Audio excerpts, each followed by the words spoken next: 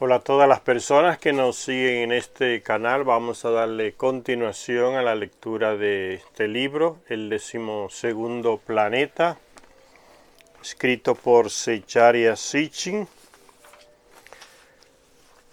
Vamos a continuar.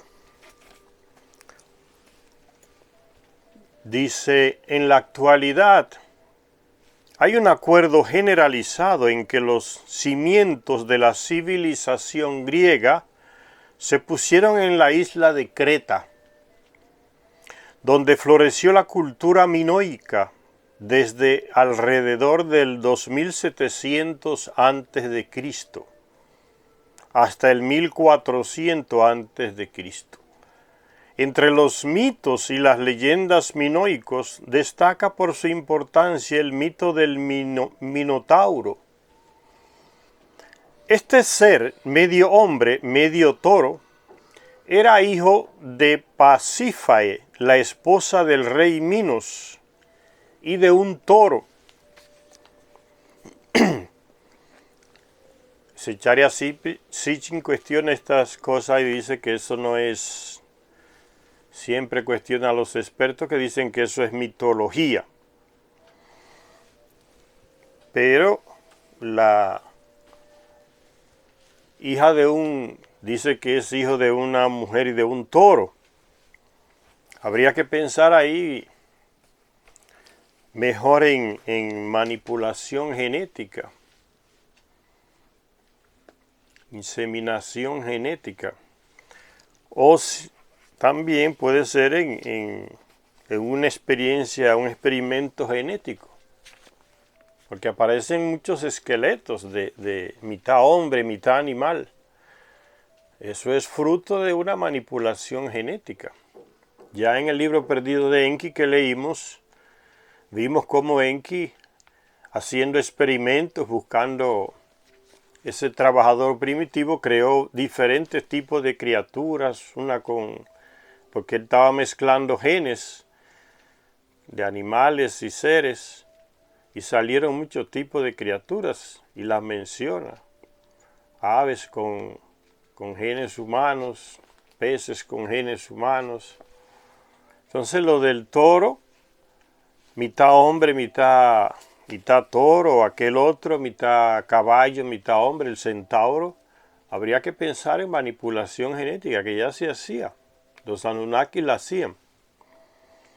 Entonces dice que el Minotauro era hijo de Pasífae, la esposa del rey Minos, y de un toro. Entonces uno tiene que ir más allá de esta afirmación, ¿no? Que la esposa de un rey tuviera relaciones sexuales con un toro, eso no cuadra por ningún lado. Los descubrimientos arqueológicos han confirmado el extenso culto minoico al toro. Y en algunos sellos cilíndricos se representa a este como a un ser divino. La divinidad del toro representaba en Enlil entre las divinidades de los Anunnaki y de los sumerios. Se representa a este como a un ser divino acompañado por una cruz que para algunos sería una estrella o un planeta no identificado. De ahí que se haya conjeturado que el toro al que daban culto los minoicos no fuera una criatura terrestre común, sino un toro celestial, la constelación del toro, en conmemoración de algunos sucesos ocurridos cuando durante el equinoccio de primavera el sol apareció por esa constelación alrededor del 4000 a.C. Y sigue diciendo el libro de Zecharia Sitchin, dice, según la tradición griega, Zeus llegó a la Grecia continental vía Creta. Primero llegó ahí a la isla, entonces como que la civilización comenzó por las islas y no en la tierra continental. Zeus llegó a la Grecia continental vía Creta, a donde había llegado en su huida atravesando el Mediterráneo tras el rapto de Europa, la hermosa hija del rey de la ciudad fenicia de Tiro. Lo cierto es que cuando la inscripción minoica más antigua fue descifrada, al fin, por este hombre que tenemos aquí, estadounidense Cyrus Hersey Gordon, 1908-2001, murió en el 2001. Este estadounidense. Lo cierto es que cuando la inscripción minoica más antigua fue descifrada al fin por Cyrus Gordon, resultó ser un dialecto semita de las costas orientales del Mediterráneo. De hecho, los griegos nunca afirmaron que sus dioses olímpicos llegaran directamente a Grecia desde los cielos. Zeus llegó a través del Mediterráneo vía Creta, como ya se dijo. Se decía que Afrodita había llegado por mar desde Oriente Próximo, vía Chipre. Poseidón, Neptuno para los romanos, trajo con él el caballo desde Asia Menor. Atenea trajo el fértil olivo a Grecia desde la tierra de la Biblia. Entonces todo está remitiéndose a Sumeria. No cabe duda de que la religión y las tradiciones griegas llegaron a tierra firme griega desde Oriente Próximo, vía Asia Menor y las islas del Mediterráneo. Es ahí donde inserta las raíces su panteón. Es ahí donde debemos buscar los orígenes de los dioses griegos y su relación astral con el número 12. Eso es lo que se plantea aquí. Y sigue diciendo la lectura.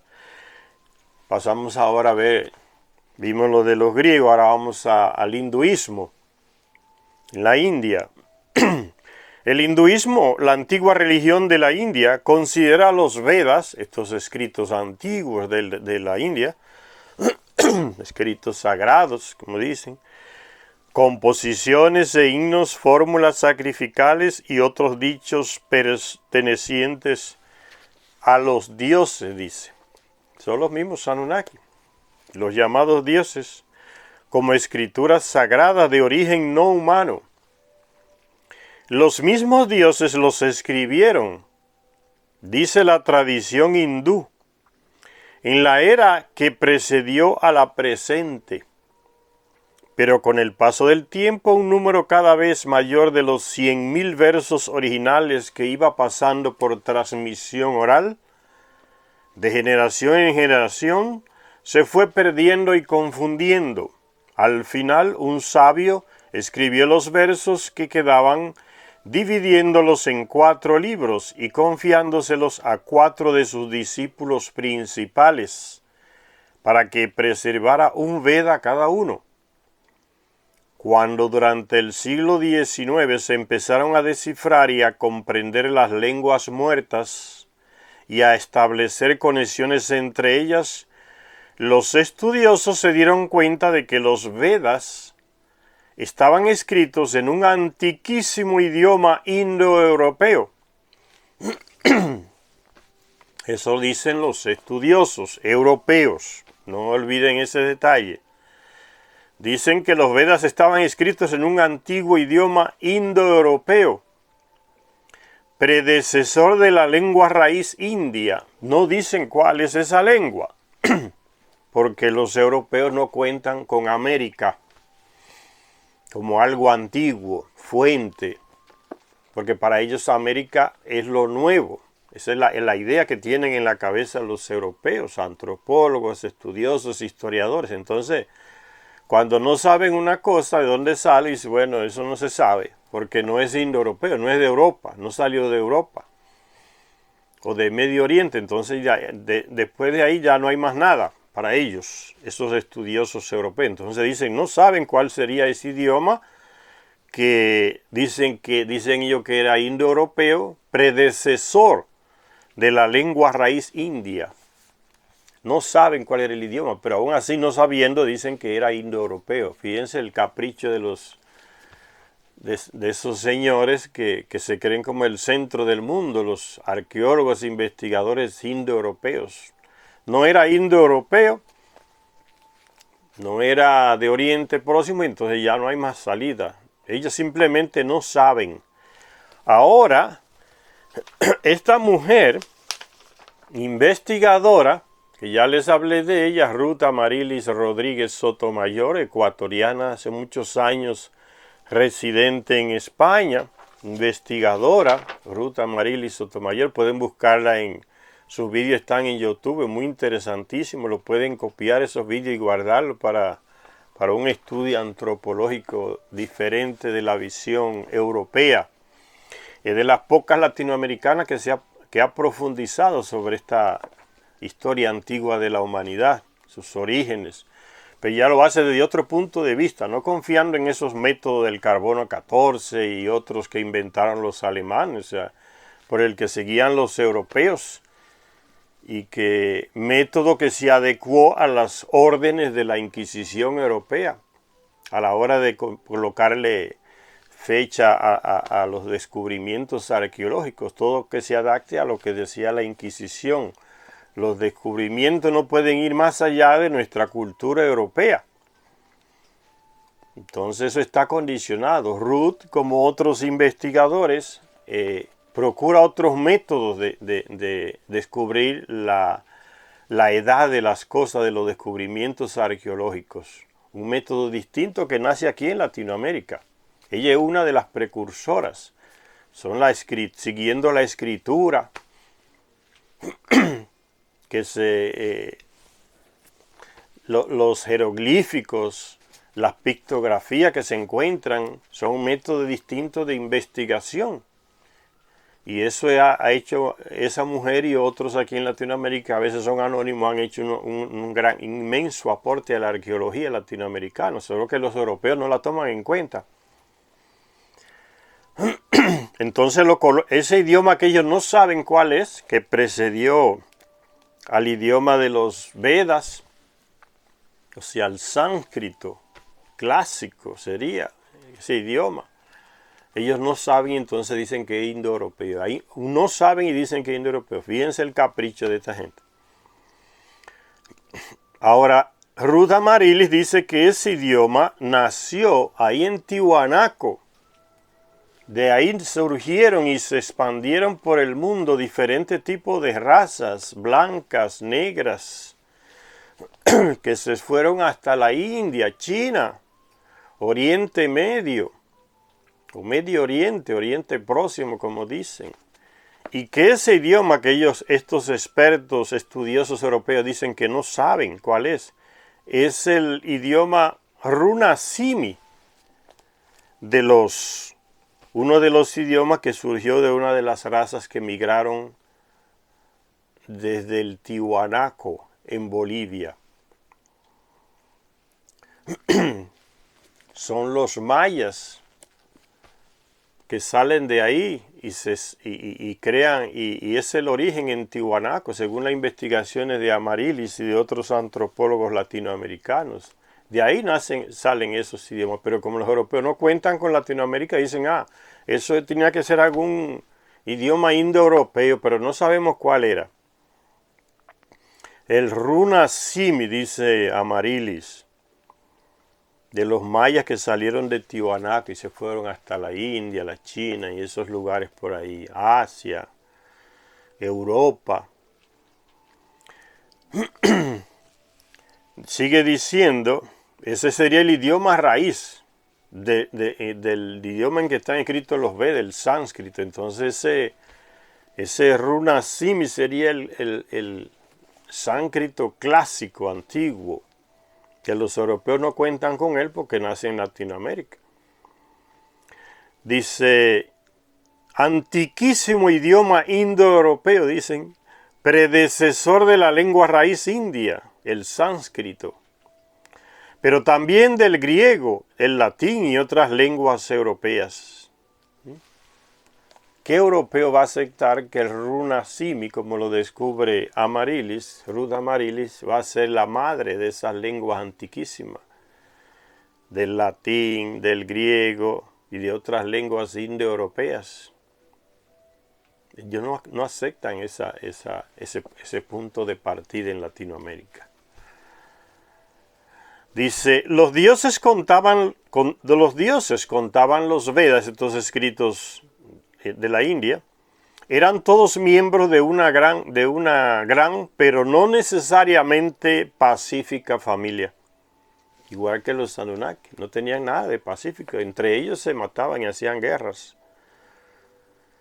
En medio de relatos de ascensos a los cielos y descensos a la tierra, también tenían naves. Podían ir y venir. De batallas aéreas, de portentosas armas, de amistades y rivalidades, matrimonios e infidelidades. Parecía existir una preocupación básica por guardar un registro genealógico. En quién es el padre, de quién y quién era el primogénito de quién. Los dioses de la tierra tenían su origen en los cielos, y las principales deidades, incluso en la tierra, seguían representando a los cuerpos celestes, la misma cosmogonía que nos dejan los Anunnaki, le dejan a los sumerios. Pero que, como vimos en el libro perdido de Enki, recuérdense que Ninurta llevó a los descendientes de Caín al inicio de la humanidad a América, lo trajo. Y que Ninurta aquí en Tiwanaku tenía su sitio de poder, su territorio, Ninurta en Tiwanaku, donde se enviaba oro a Nibiru, directo. Y Anu visitó con su esposa Tiwanaku y se fue con el carro lleno de oro a Nibiru. Desde ahí un oro purísimo, mejor que el de Medio Oriente, que el de Sumeria. Entonces hay una laguna que los arqueólogos y antropólogos europeos se niegan a llenar. En Tiwanaku, una cultura guiada por Ninurta con los descendientes de Caín I, que poblaron. Y Ru descubre a través de la lengua, la escrita, los hallazgos arqueológicos, descubre que salieron de aquí hacia allá, no de allá hacia aquí.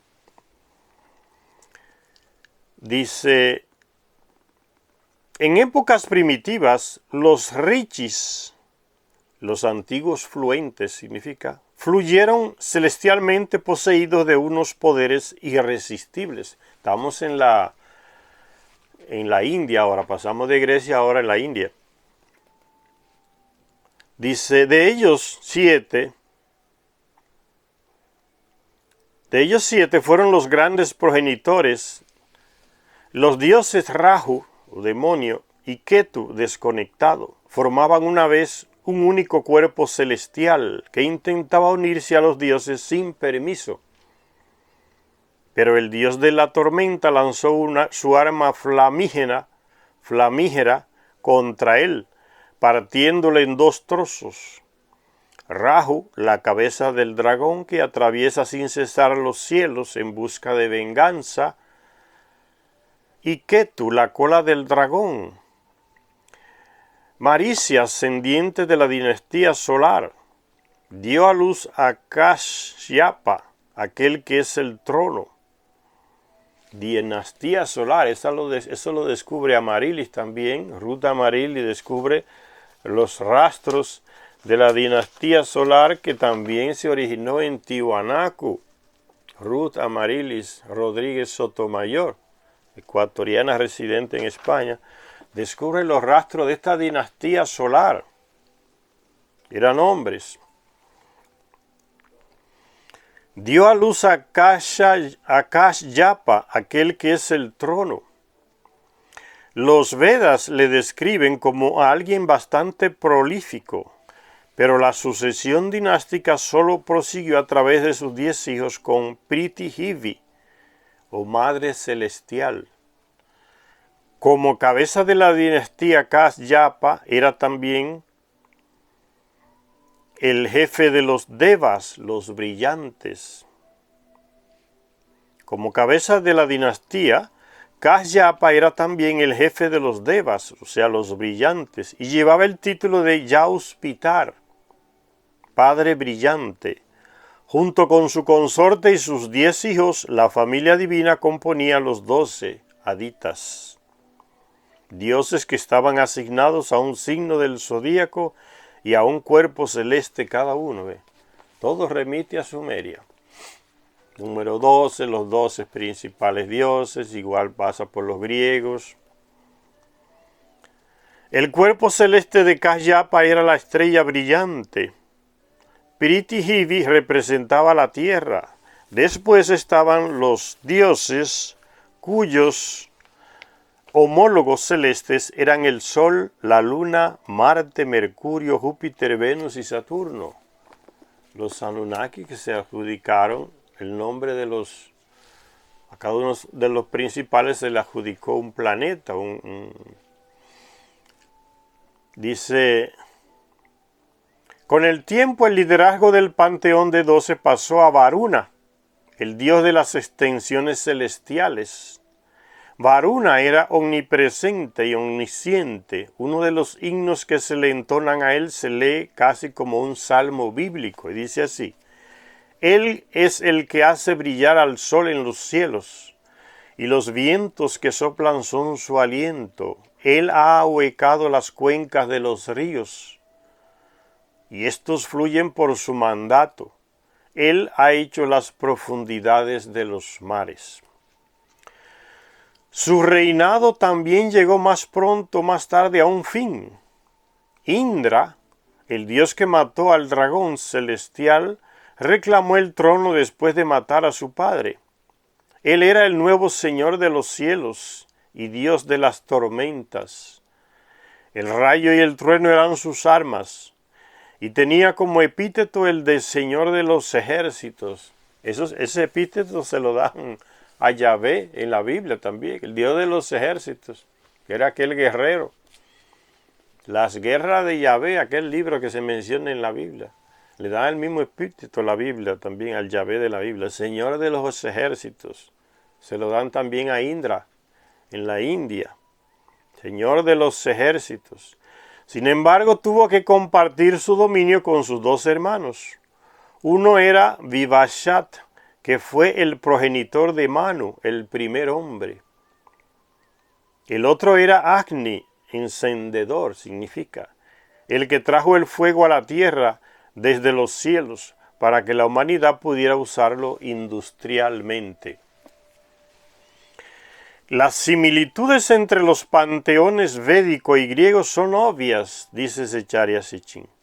Los cuentos relativos a las principales deidades, así como los versos que tratan de multitud de obras de otras deidades menores, hijos, esposas, hijas, amantes, son evidentemente duplicados u originales de los cuentos griegos. No cabe duda de que Yaus acabó significando Zeus. Yauspitar significó entonces Júpiter y Varuna significó Urano. Y así sucesivamente se van identificando los dioses griegos en los dioses hindúes. Y en ambos casos el círculo de los grandes dioses era siempre de 12. No importa los cambios que tuvieran lugar en la sucesión divina. ¿Cómo pudo surgir tal similitud en 2 zonas tan distantes, tanto en lo geográfico como en lo temporal, entre la India y la China y la Grecia? Y ahí viene Zecharia Sitchin, dice, los expertos creen que en algún momento durante el 2º milenio antes de Cristo, un pueblo que hablaba una lengua indoeuropea, de nuevo viene, ¿ves? Todo se centra en indoeuropeo, tenía que ser indoeuropeo. Los expertos creen que en algún momento durante el 2º milenio antes de Cristo, un pueblo que hablaba una lengua indoeuropea y que debía de estar centrado en el norte de Irán o en la zona del Cáucaso, se embarcó en grandes migraciones. Un grupo fue hasta el sudeste a la India. Los hindúes les llamaron arios, hombres nobles. Están diciendo estos expertos estudiosos europeos que ellos no saben. Eso es lo que están diciendo. Dicen en algún momento, no saben en qué momento, en algún momento durante el segundo milenio, un pueblo que hablaba una lengua indoeuropea y que debía de estar centrado en el norte de Irán o en la zona del Cáucaso, se embarcó en grandes migraciones. No saben. Eso es lo que están queriendo decir. No sabemos. Entonces se crean la teoría siempre. Centrado en... Tenía que ser algún pueblo indoeuropeo que fue por ahí. Así son esos investigadores y antropólogos europeos. Un grupo fue hacia el sudeste, a la India. Los hindúes les llamaron arios, hombres nobles. Trajeron con ellos los Vedas como relatos orales alrededor del 1500. Un pueblo que hablaba una lengua indoeuropea. ¿Cuál? No saben. Eso es lo que están queriendo decir aquí. No sabemos qué pueblo sería, pero tenía que ser alguno de línea indoeuropea. Otra oleada de esta migración indoeuropea fue hacia el oeste, hacia Europa. Algunos dieron la vuelta al Mar Negro y entraron en Europa a través de las estepas rusas. Pero la ruta principal que siguió este pueblo, no saben cuál pueblo, para junto con sus tradiciones y su religión llegar a Grecia fue la más corta, Asia Menor. Eso es lo que dicen esos estudiosos europeos. De hecho, algunas de las más antiguas ciudades griegas no se encuentran precisamente en la Grecia continental, sino en el extremo occidental de Asia Menor. Pero ¿quiénes eran estos indoeuropeos que eligieron a Anatolia, ahí en Turquía, la Anatolia? ¿Quiénes eran estos indoeuropeos que eligieron a Anatolia como hogar? Se pregunta Zecharia Sitchin.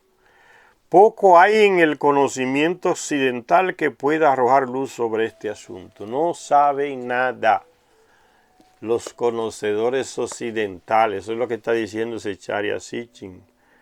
¿Quiénes eran estos pueblos indoeuropeos que eligieron asentarse en Anatolia, Turquía?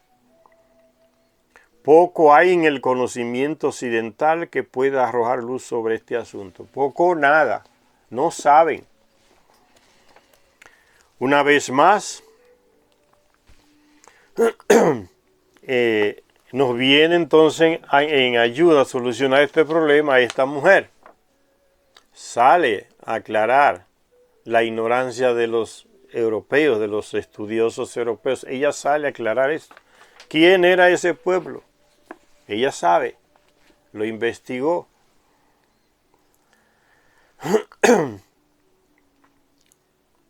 Los hititas, dice. Una vez más, la única fuente disponible, dice Zecharia Sitchin, que tampoco conoce mucho de estas investigaciones que ha hecho Ruth Amarilis Rodríguez Sotomayor. Dice Zecharia Sitchin, una vez más, la única fuente disponible, además de fiable, demostró ser el Antiguo Testamento. Ahí encontraron los expertos, dice Zecharia Sitchin, varias referencias a los hititas como el pueblo que habitaba en las montañas de Anatolia. Como el pueblo que habitaba en las montañas de Anatolia, en Turquía. A diferencia de la enemistad que refleja el Antiguo Testamento por los cananeos y otros vecinos cuyas costumbres eran consideradas como una abominación, a los hititas se les veía como amigos y aliados de Israel.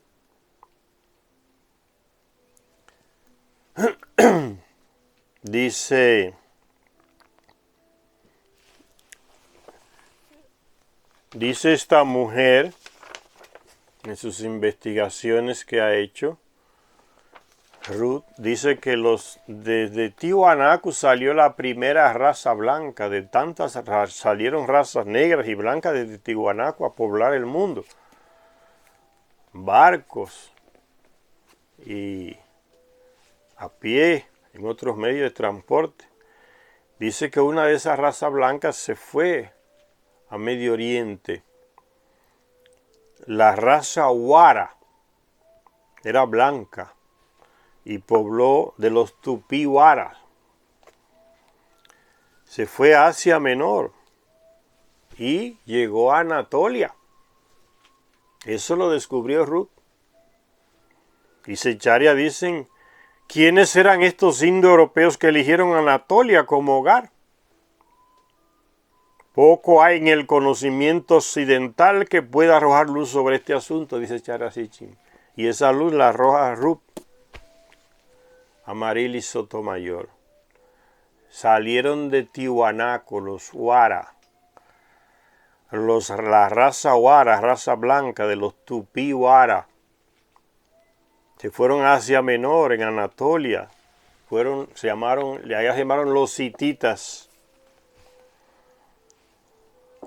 Y entonces Secharia Sitchin dice que los expertos encontraron por primera vez referencias a este pueblo en la Biblia, en el Antiguo Testamento, donde se mencionan los hititas como, aún teniendo otras religiones diferentes a la de Israel y a sus aliados, no los rechazaron como rechazaban a los cananeos o a otros vecinos cuya costumbre eran consideradas una abominación para a los hititas, no, a los hititas aún siendo de otra raza, de otra religión, ellos lo consideraban como amigos y aliados. Y ya entonces en el Antiguo Testamento, en el libro de los Reyes, me parece que se habla del caso de David que vio a una mujer llamada Betsabé. El rey David vio a una mujer llamada Betsabé bañándose en el techo de una casa y la deseó. Como rey al fin mandó a uno de sus sirvientes que fuera y le trajera a aquella mujer. Los reyes eran tiranos, ¿no? Un dictador, eso es mío y pues hago lo que me dé la gana. Entonces dice que le trajeron a Betsabé y tuvo un hijo con ella y después ese hijo se murió. Después tuvo un segundo hijo. Ahora ese hijo que tuvo con esa mujer era esposa de quién? Tenía su esposo esa mujer que él se llevó al palacio. ¿Quién era el esposo de Betsabé? Un hitita, Urías el hitita. ¿Y qué hacía el hitita? Estaba dentro de los... ayudaba al ejército de David. Entonces los hititas se alquilaban como diríamos hoy, como mercenarios. En Israel, en Egipto, aparecen los hititas ayudando. Y era muy temido porque dice, Ruth descubrió que los hititas que salieron de Tiwanaku eran estrategas guerreros. Y esa es una de las características de los hititas en la Biblia, aparecen. Y en los relatos de los faraones, como refuerzos militares. Y eran muy temidos, eran expertos en la guerra, estrategas. No solo el que va a dar espadazos y lanzazos, el que sabían planificar una guerra para ganarla. Estrategas de la guerra. A los hititas se les veía como amigos y aliados de Israel. Betsabé, deseada por el rey David, era la esposa de Urías, el hitita, uno de los oficiales del ejército del rey David. El rey Salomón, que forjó alianzas casándose con las hijas de reyes extranjeros, tomó como esposas a las hijas de un faraón egipcio y de un rey hitita. Y existía el reino de Acti, el reino de los hititas, ahí en Anatolia. El reino de los hititas, aquí aparece en este mapa. Aparecen los hititas aquí arriba, en Turquía, hoy Anatolia, los hititas estaban aquí. Grandes estrategas de la guerra, por eso eran procurados para reforzar ejércitos. Esa laguna que tienen los estudiosos europeos la rellena Ruth Amaryllis. Rodríguez Sotomayor, el aporte de América, que los europeos se niegan a ver como punto de partida de algo antiguo, más antiguo que ellos. Y sigue diciendo sobre los hititas: en otro momento un ejército sirio invasor emprende la huida al oír el rumor de que el rey de Israel ha tomado a sueldo contra nosotros a los reyes de los hititas y a los reyes de los egipcios. Huyen, que eran grandes estrategas militares los hititas.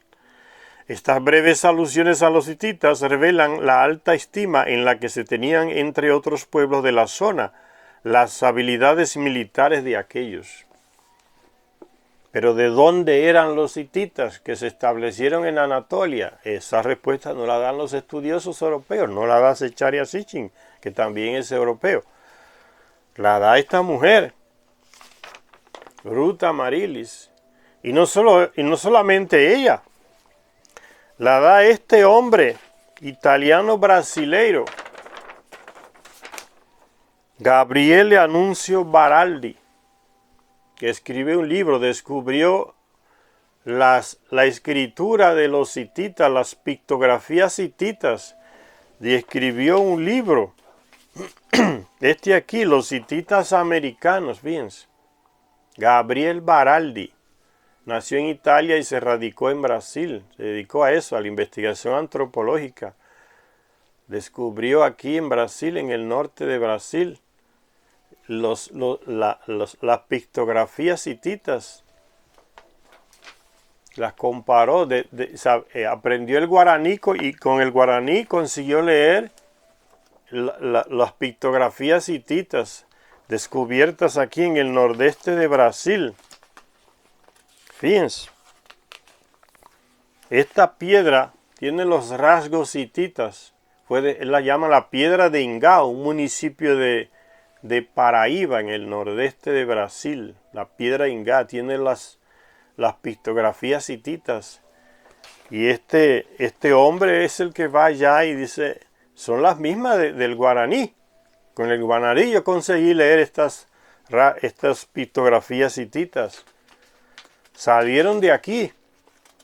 Y también consiguió leer descubrir que tenían los rasgos también, las pictografías había también al lado de esa roca, de esa piedra de Ingá, ahí en Paraíba, en el nordeste de Brasil, este Gabriele descubrió también que aparecían las letras cuneiformes que usaban los hititas en Anatolia, de los sumerios.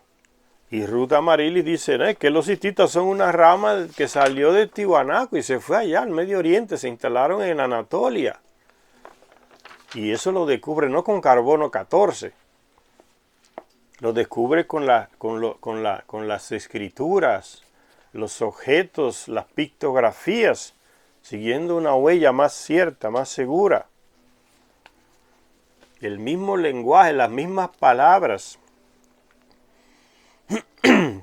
Cuando se descifraron los jeroglíficos egipcios y posteriormente como cuando se descifraron las inscripciones mesopotámicas, los expertos, dice Zecharia Sitchin, los expertos se encontraron con numerosas referencias a una tierra de Acti, que era un reino grande y poderoso de Anatolia. Grande y poderoso. ¿Pudo no dejar ningún rastro un reino tan importante?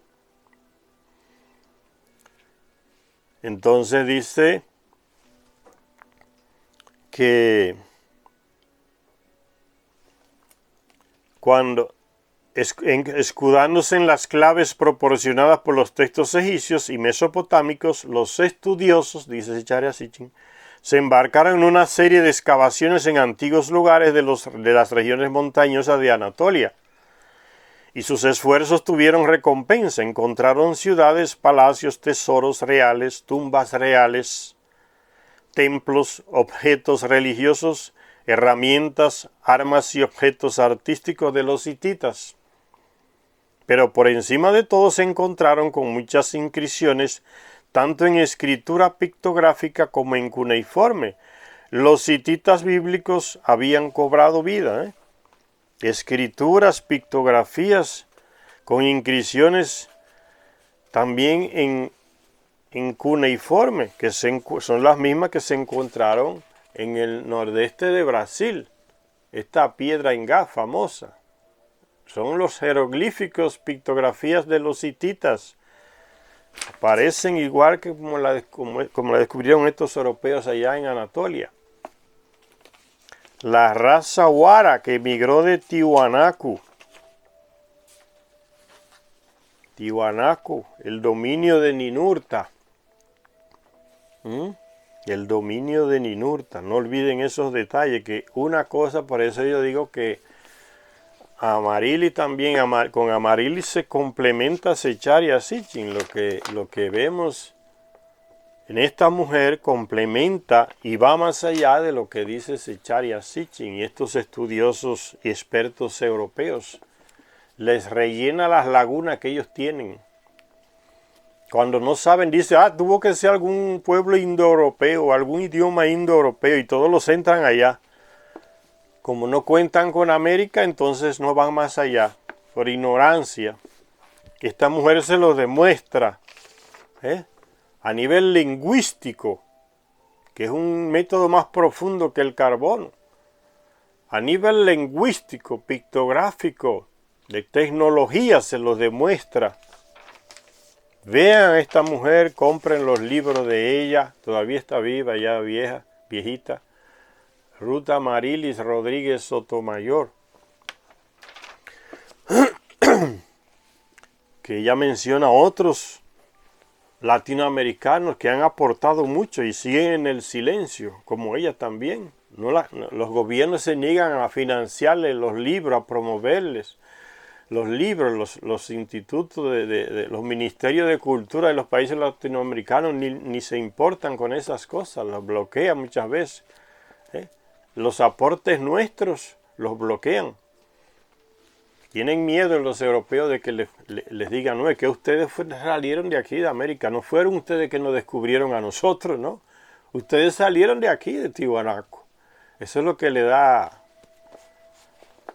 como una molestia en la piel y se le irrita la piel. Piensan que aquí éramos salvajes, analfabetos, sin literatura, sin ciencia, sin nada. Ese fue el aporte trágico que hicieron los frailes de la Inquisición, apagar todo y escribir cosas distintas para que los europeos se metieran en la cabeza que eran ellos los que vinieron aquí a civilizarnos, que aquí no había nada que valiera la pena tomar en cuenta, ni a nivel antropológico, ni a nivel de idioma, a nivel de nada. Apagaron eso, pero están ahí las pruebas, las muestras, como nos las saca Amarilis y otros que han pasado anónimos, antropólogos, investigadores latinoamericanos, que dedicaron su vida a eso.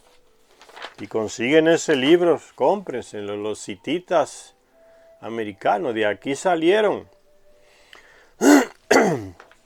La Ruth menciona a este hombre también como un gran aporte, que ella leyó obras de él. A Gabriele D'Annunzio Baraldi, italiano brasileño, aportó mucho. Escribió ese libro, Los hititas, él descubre eso, es la misma escrita, los mismos símbolos, las mismas pictografías de los hititas en el nordeste de Brasil. La piedra de Ingá. Entonces eso no lo saben los europeos, ni se lo imaginan. Y por eso yo digo que ella rellena esas lagunas que los europeos no saben ni qué decir. Por eso dice Zecharia Sitchin, no tenían ni idea. Pero hay en el conocimiento, poco hay en el conocimiento occidental que pueda arrojar luz sobre este asunto. ¿Por qué los hitistas? ¿Quiénes eran? ¿De dónde llegaron? ¿Cómo llegaron a Anatolia? No lo saben.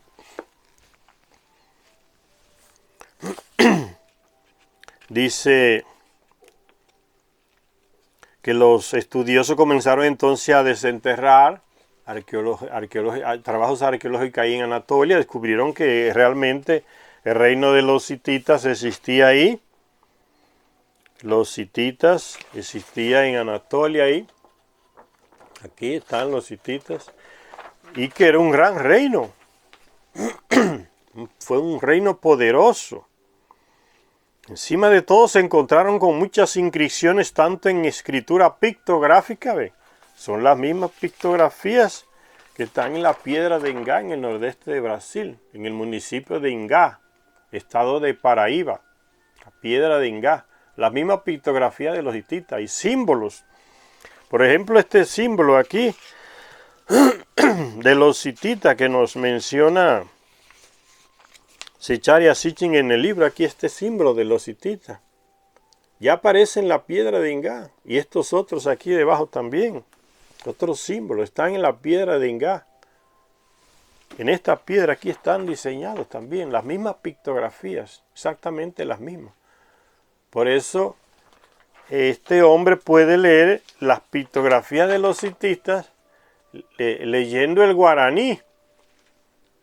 Y por eso leyó estas pictografías, porque es el mismo idioma, es la raíz, está ahí.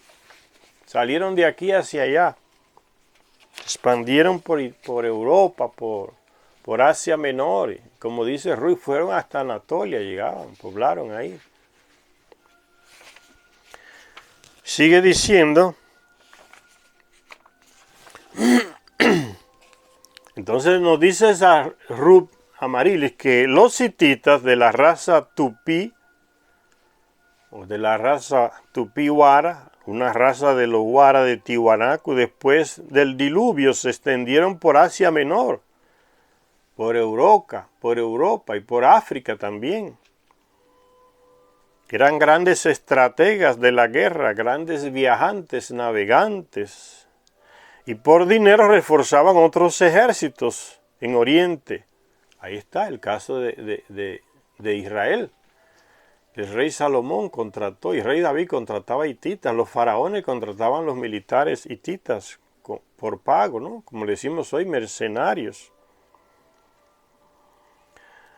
Se asentaron entonces en Anatolia. Entonces eso es un aporte. Esa del latinoamericano, de la antropología latinoamericana, rellenar esas lagunas que los europeos, por ese centrismo que tienen en la cabeza, que parece una enfermedad, que se creen el centro de la civilización y no cuentan con América para nada. Entonces eso les rellena esas lagunas de ignorancia que tienen. Y sigue diciendo el libro, un monumento único que nos legó el Oriente Próximo, porque Zecharia Sitchin no sabe de estos descubrimientos de Ruth Amarilis y de estos descubrimientos de este hombre brasilero, Gabriel. No sabe nada de esto, Zecharia Sitchin, no tuvo acceso a estos documentos. Por eso, como europeo se centra ya en lo que descubrieron esos antropólogos en las excavaciones allá en Anatolia. Un monumento único que nos legó el Oriente Próximo, dice Zecharia Sitchin, de la antigüedad, es una talla en roca que hay en el exterior de la antigua capital hitita. El lugar se llama en la actualidad Yasilikaya, ahí en Turquía, que en turco significa roca inscrita. Después de pasar a través de pórticos y santuarios, el antiguo devoto entraba en una galería abierta al aire libre. Una abertura en medio de un semicírculo de rocas sobre las que estaban representados en procesión todos los dioses de los hititas. Están aquí, son estas imágenes. Los dioses hititas en procesión. A estas imágenes se está refiriendo Zecharia Sitchin.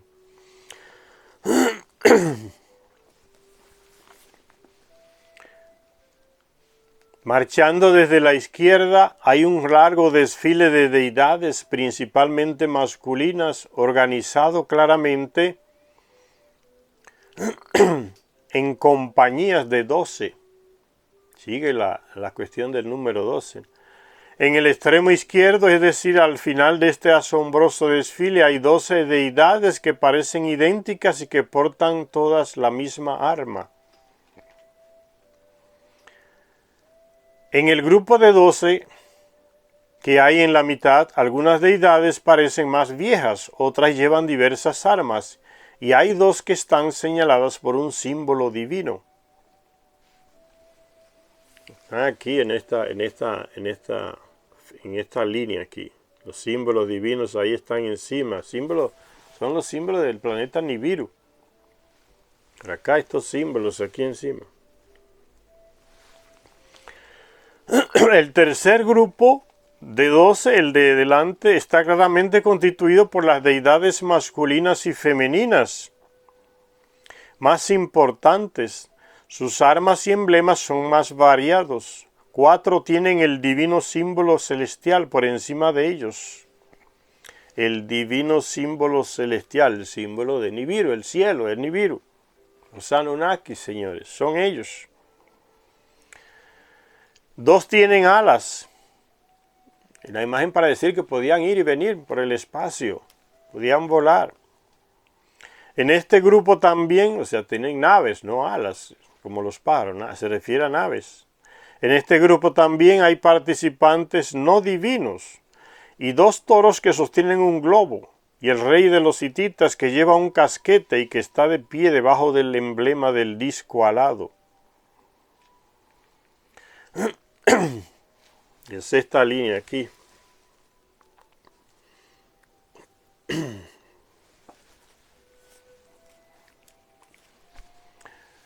Desfilando desde la derecha había 2 grupos de deidades femeninas, sin embargo las tallas están demasiado mutiladas para poder estar seguros de su número original.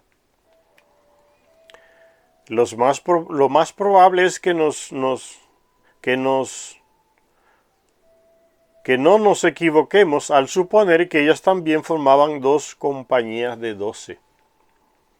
Ambas procesiones, la de la izquierda y la de la derecha, se encontraban en un panel central que representaba con toda claridad a los grandes dioses, pues a todos estos se les mostraba elevados de pie encima de las montañas, de los animales, de los pájaros, o incluso sobre los hombros de sus divinos asistentes. Fíjense, sobre los hombros de sus divinos asistentes. Están aquí encima de los hombros de unos asistentes. Y estos aquí están encima de montañas. Otros están encima de animales. Eso está refiriendo ese Chariasich. Muchos esfuerzos invirtieron los expertos, dice ese Chariasich, por ejemplo, para determinar los símbolos jeroglíficos de las representaciones, así como de los textos parcialmente legibles y de los nombres de dioses que estaban tallados en las rocas. Los nombres, títulos y papeles de las deidades que aparecían en la procesión, pero está claro que el panteón hitita también estaba gobernado por los 12 olímpicos. Los dioses menores estaban organizados en grupos de 12 y los grandes dioses sobre la tierra estaban asociados con 12 cuerpos celestes. Pero que el panteón hitita estuviera gobernado por el número sagrado 12 queda confirmado por otro monumento de esta cultura, un santuario de piedra encontrado cerca del actual Beit Sehir. En él se representa con toda claridad a la divina pareja rodeada por otros 10 dioses, sumando 12 en total. Aquí está esta imagen. Sumando a la pareja, son 12 en total, los que están alrededor de ellos 2.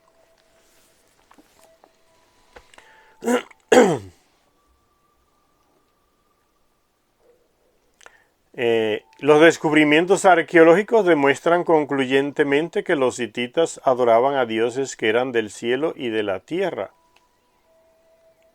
interrelacionados entre sí y organizados en una jerarquía genealógica.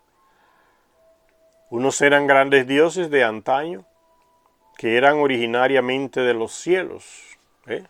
Enki, Enlil, que vinieron de los cielos, de Nibiru. Su símbolo, que en la escritura pictográfica hitita significaba divino o Dios celestial, tenía el aspecto de un par de gafas de protección. Aquí está el símbolo de lo divino en los hititas. Vinieron de allá del cielo, símbolo de divino. Y este símbolo aparece en las pictografías de la piedra de Ingá, en el nordeste de Brasil. Pictografía de los hititas, aparece el símbolo también. Varias veces aparece el símbolo. Por aquí está el símbolo y se repite en varias partes de la piedra. El símbolo de lo divino de los hititas. Se van repitiendo los símbolos.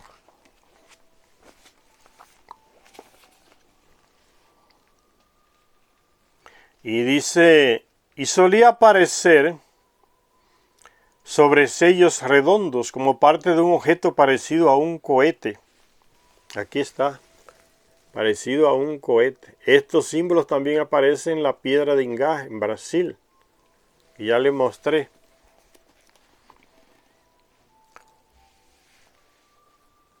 Solía aparecer sobre sellos redondos como parte de un objeto parecido a un cohete. Ciertamente había otros dioses presentes no solo sobre la tierra, sino entre los hititas. Andaban entre ellos también, los Anunnaki, los dioses, andaban entre ellos también. Y esos relatos ya lo vimos en el libro perdido de Enki. Los dioses se mezclaban a veces en la guerra con los terrestres y dirigían ellos la guerra o aportaban sus armas, su tecnología mayor y hacían unas matanzas enormes. Y aparecen los textos antiguos de la Biblia también.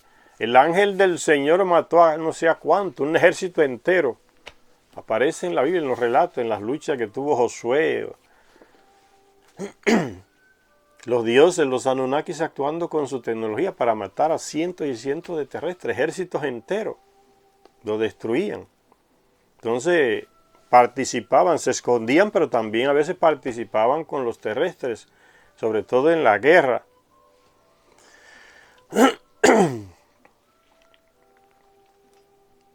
Ciertamente había otros dioses presentes no solo sobre la tierra, sino entre los hititas, actuando como soberanos supremos de la tierra, nombrando a los reyes humanos. Recuérdense, en el libro perdido de Enki, fueron ellos que comenzaron a nombrar a los reyes, sacados de los sumos sacerdotes que dirigían sus casas o residencias, que llamaban templos, nombrando a los reyes humanos e instruyéndolos en cuestiones de guerra, tratados y otros temas internacionales. Nos enseñaron la guerra. Encabezando a los físicamente presentes dioses hititas había una deidad llamada Teshut, que significaba el que sopla el viento, el dios de la tormenta. Entre los hititas, entre los sumerios también, era Akat, dios de la tormenta, de los rayos, del trueno. Relacionado con los vientos, el trueno y el rayo, se le apodaba también Taru, el toro, de los descendientes del Enlil, cuyo símbolo celestial es el toro. Al igual que los griegos, los hititas representaban también algún tipo de culto al toro, y al igual que Júpiter más tarde, Teshut era representado como dios del trueno y del rayo, montado sobre un toro. Todo se va relacionando. Egipto, Sumeria, Egipto, griegos, hititas, pero se les olvidó Latinoamérica. Por eso tienen esas lagunas los antropólogos y expertos europeos. Los expertos, dice Zecharia Sitchin, los textos hititas, como las posteriores leyendas griegas, relatan la batalla que tuvo que afrontar su deidad jefe con un monstruo para consolidar su supremacía. Un texto llamado por los expertos el mito de la muerte del dragón Identifica el adversario de Teshut como el dios Yanka. No pudiendo derrotarle en la batalla, Teshut recurre a los otros dioses en busca de ayuda, pero solo una diosa viene y le presta asistencia y se deshace de Yanka, emborrachándolo en una fiesta. Los expertos, reconociendo en estos cuentos los orígenes de la leyenda de San Jorge y el dragón, hasta pasa para el cristianismo, los conocimientos ya de los sumerios.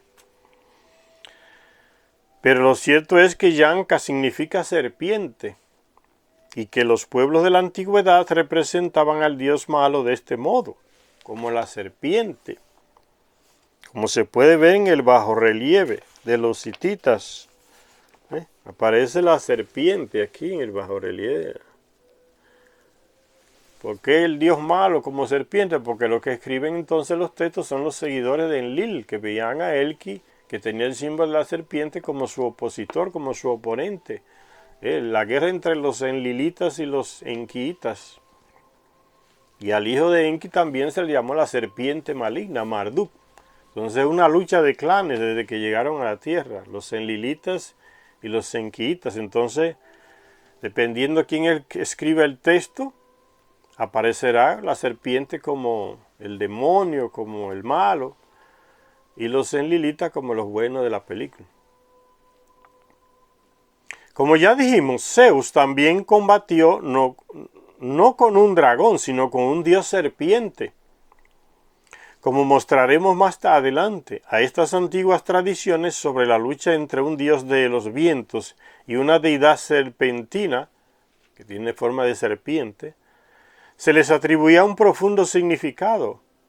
Aquí, sin embargo, solo podemos recalcar que las batallas entre dioses por la divina corona, el poder, quien comanda en la tierra, la lucha entre los enlilitas y los enkiitas, la divina corona, se relataban en los textos antiguos como hechos, los relataban como hechos, no como lo llamaron los europeos, como leyendas, mitos, mitología. Se relataban como hechos en los textos antiguos, dice Zecharia Sitchin, que incuestionablemente habían tenido lugar. Esa es la revolución que trae Zecharia Sitchin. No son mitología, no son mitos, no son leyendas. Eran colocados como hechos reales, históricos, que habían tenido lugar. Un largo y bien conservado relato épico hitita titulado La realeza del cielo. La realeza llegó del cielo. Los Anunnaki, que tienen el sistema de rey en Nibiru, rey para el planeta entero, trajeron ese sistema aquí y nombraron los primeros reyes. Recuerdan, la ciudad de Kis, ahí en Sumeria, el primer rey nombrado por ellos, siguiendo sus esquemas que traían desde Nibiru, donde impera la monarquía en el planeta entero, el rey Anu. Un largo y bien conservado relato épico hitita titulado La realeza del cielo. La realeza vino del cielo, la trajeron ellos de allá, Anunnaki. Trata de este tema, el del origen celeste de los dioses. El narrador de aquellos sucesos anteriores a los mortales, también, sucesos anteriores a los mortales, la narración que hace Enki, los tiempos previos, los tiempos de antaño, cuando no habían sido creados los terrestres, narra esos hechos. Sucesos anteriores a los mortales, invoca en primer lugar a los 12 poderosos dioses de antaño para que escuchen su relato y sean testigos de su veracidad. Dice así, un largo y bien conservado relato épico hitita, titulado Realeza del Cielo. Dice, que escuchen los dioses que están en el cielo, planeta Nibiru, y aquellos que están sobre la oscura tierra, que escuchen los poderosos dioses de antaño, antes del diluvio, quedando establecido así que los dioses de antaño eran tanto del cielo como de la tierra. La epopeya hace una lista de los 12 poderosos de antaño, los antepasados de los dioses, y una vez asegurada su intención, el narrador procede a relatar los sucesos que llevaron a que el Dios que era el rey del cielo, el cielo es Nibiru, un Dios que era rey en Nibiru, está queriendo decir, a relatar que el Dios que era rey del cielo viniera a la tierra oscura. ¿Quién fue en el libro de Enki que vimos? Que huyó, que era rey en Nibiru y huyó a la tierra por miedo a ser muerto. Cuando le quitaron, él perdió el poder. Alalu huyó hacia acá, hacia la oscura tierra.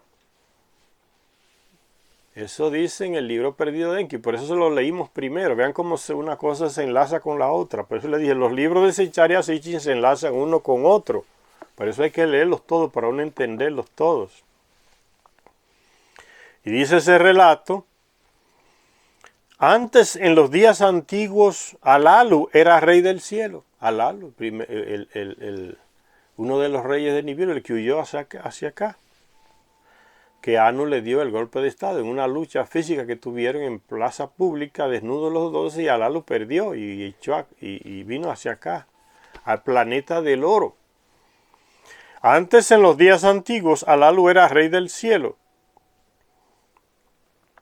Estos son textos encontrados en la ruina del imperio de los hititas. O sea, ya conocen la misma hechos históricos que narran los sumerios, que se lo contaron los Anunnaki. Enki relató en su libro cómo era, qué pasó en Nibiru, y relata ese hecho.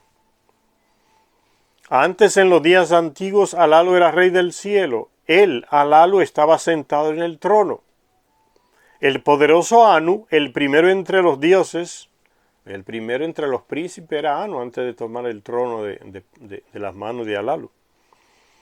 De pie ante él, se inclinaba ante sus pies y ponía la copa en su mano. Recuerdan el libro perdido de Enki, ¿no? Anu llegó en la asamblea y dijo, yo soy el heredero legal, no es Alalu. Y Alalu lo reconoció, pero dijo, no, pero vamos a hacer una cosa mejor. Tú eres el heredero legal, te voy a nombrar por decreto y yo sigo gobernando y después de mí entonces tú tomas el poder. Eso lo dijo, pero no lo cumplió, entonces Alalu le dio un golpe de estado. De la misma mentira copian estos grandes dictadores aquí y dueños del poder. Dicen una cosa y están diciendo otra. Y dice el relato aquí, Alalu se aceptó ponerse como copero después de esa propuesta de Alalu allá en Nibiru, y le servía como copero, el hombre de confianza. Y el heredero legal entonces, nombrado por decreto, pero él vio que la cosa no iba a suceder como estaba escrito. Y retó a Alalu y le ganó en una lucha, y Alalu huyó hacia aquí hasta la tierra pensando que Anu lo iba a matar, como Alalu mató al anterior rey y le quitó el poder. Dice, Anu se inclinaba ante sus pies y ponía la copa en su mano de Alalu. Durante un total de 9 períodos, igual como dice el libro perdido de Enki, Alalu fue rey en el cielo, en Nibiru. En el 9º período, Anu le dio batalla a Alalu. Alalu fue derrotado, huyó ante Anu, descendió a la oscura tierra, abajo a la oscura tierra fue, en el trono se sentó Anu. Anu le da el golpe de estado a Alalu en Nibiru y se sienta él. Así pues, la epopeya atribuye la usurpación del trono, la llegada de un rey del cielo a la tierra, exactamente como está en el libro perdido de Enki. Un dios llamado Alalu fue obligado a abandonar su trono en algún lugar de los cielos, dice Secharia Sitchin. Recuérdense que está escribiendo el primer libro, todavía no ha escrito y no ha descubierto los textos del libro perdido de Enki, que lo escribirá más tarde. Por eso dice coloca estas cosas aquí como probabilidades. Así pues, la epopeya atribuye a la usurpación del trono la llegada de un rey del cielo a la tierra. Un dios llamado Alalu fue obligado a abandonar su trono en algún lugar de los cielos y a huir para salvar su vida. Descendió a la oscura tierra, pero ese no fue el final. El texto sigue relatando cómo Anu a su vez fue destronado por un dios llamado Kumarbi, hermano de Anu, según algunas interpretaciones, dice Secharia Sitchin.